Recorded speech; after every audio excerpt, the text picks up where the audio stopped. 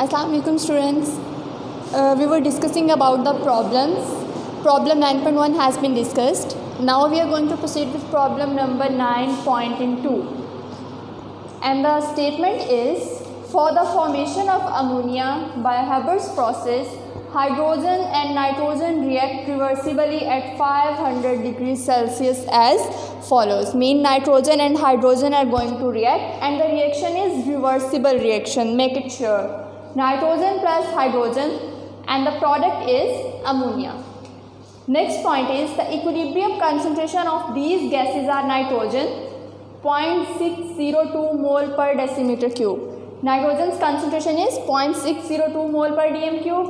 Hydrogen's concentration is 0.420 mole per dm cube, and the ammonia, which is product, its concentration is 0.113 mole per dm cube. And what is the value of Kc? Here we have the concentration of the reactant.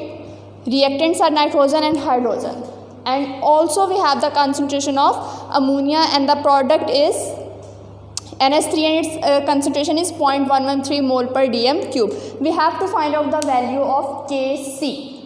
So first of all Kc, बेटा जब भी हमारे पास कोई equation होती है उसमें हमने Kc लिखना होता है, उसका एक्सप्रेशन लिखना होता है, तो हम ये चीज़ पहले डिस्कस कर चुके हैं कि हमने प्रोडक्ट को न्यूमरेटर में लिखना है और रिएक्टेंट को डिनोमिनेटर में लिखना है. सेम यही हम प्रोसेस यहाँ पे अप्लाई करेंगे. NH3 is our product, nitrogen and hydrogen are reactants. तो हमारा जो प्रोडक्ट है वो किस में लिखा गया? न्यूमरेटर में लिखा गया, और जो हमारा रिएक्टेंट है वो हमने डिनोमिनेटर में लिख दिया. ठीक है. अब उसके बाद हमने देखना है कि हमारे पास किस किस की कंसंट्रेशन है. हमारे पास अमोनिया की कंसंट्रेशन है 0.113, हमारे पास नाइट्रोजन की कंसंट्रेशन है 0.602, हमारे पास हाइड्रोजन की कंसंट्रेशन है 0.420. तो हमने ये तीनों कंसंट्रेशंस जो हैं वो इसमें पुट कर देनी है. ठीक है. अमोनिया की कंसंट्रेशन भी पुट कर दी, नाइट्रोजन की कंसंट्रेशन भी पुट कर दी और हाइड्रोजन की कंसंट्रेशन भी पुट कर दी. उसके बाद जब हम इसको सॉल्व करेंगे, सॉल्व करने के बाद हमारा जो आंसर आएगा दैट विल बी 0.286 पर मोल स्क्वायर DM6. इसमें बेटा आप लोगों ने एक चीज़ का ख्याल रखना है कि हमारे पास पावर में क्या है. ठीक है. वो पावर 7 काउंट होती है. सेम विद द केस जब आप यूनिट्स लिख रहे हैं तो वो यूनिट्स के साथ भी सेम ही आएगी. जैसे यहाँ पे हमारे पास स्क्वायर है, तो जब हम ये वैल्यू लिखेंगे तो इसके साथ यूनिट भी हमारा स्क्वायर में ही जाएगा. Got it. Now proceed to the next problem 9.3. Here we have a reaction between PCl3 and Cl2 from PCl5. The equilibrium constant is, यहाँ पे हमारे पास PCl3 है और Cl2 है. ये दो चीज़ें हैं हमारे पास, और उसके बाद हमारे पास equilibrium concentration given है. ठीक है. What is the equilibrium concentration of PCl5? दो concentrations हमारे पास given है, PCl3 की and Cl2.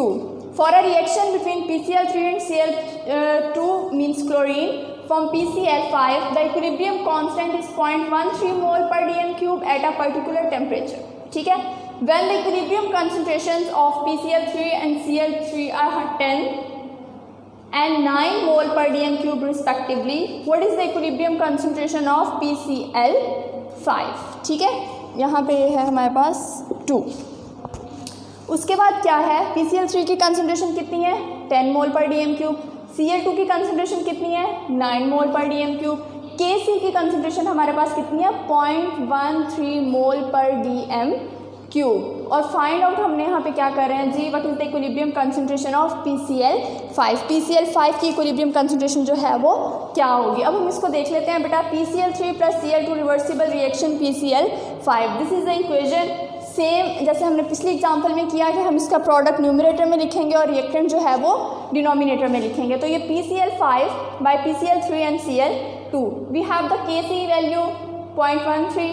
We have to find out the equilibrium concentration of PCl5. इसके अलावा हमारे पास ये वैल्यू भी गिवन है, ये वैल्यू भी गिवन है और ये वैल्यू भी गिवन है.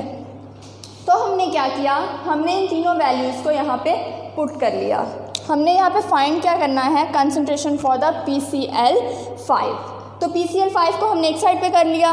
10 और 9 ये मल्टीपल यहाँ पर जो हैं ये डिवीजन में है. यहाँ क्या इस साइड पे आएंगे तो क्या हो जाएंगे? मल्टीप्लाई हो जाएंगे. 0.13 multiplied by 10 multiplied by 9 and the answer is 11.7 मोल पर dm³ तो ये 3 एग्जांपल्स थी आप लोगों के चैप्टर में 9.1 हमने पिछले लेक्चर में डिस्कस कर ली थी, इसमें हमने 9.2 और 9.3 को डिस्कस कर लिया। इसी तरह से नेक्स्ट न्यूमेरिकल्स आएंगे, वो भी सॉल्व करेंगे बिल्कुल इसी मेथड से, ठीक है। तो इसमें अगर आपको कोई भी मसला हो, कोई भी कन्फ्यूजन हो, feel free to ask to me. Thank you very much.